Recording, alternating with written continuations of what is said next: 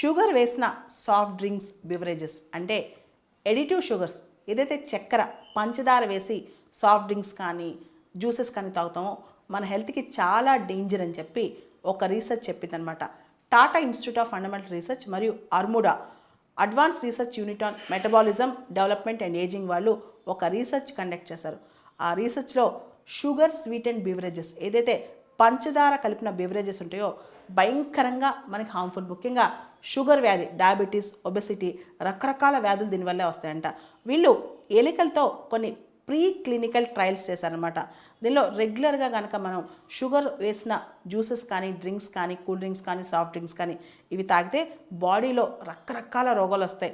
ముఖ్యంగా బాడీలో physiological, molecular and metabolic changes చాలా వస్తాయి. దానివల్ల మన ఆరోగ్యం పూర్తిగా దెబ్బతినే ప్రమాదం ఉంది, రకరకాల జబ్బులు వచ్చే ప్రమాదం ఉంది. ముఖ్యంగా ఊబకాయం, ఒబెసిటీ కావచ్చు, డయాబెటీస్ కావచ్చు, రకరకాల మెటబాలిక్ డిజార్డర్స్ కూడా వచ్చే అవకాశం ఉందని చెప్పి ఈ స్టడీ చెప్తుందన్నమాట.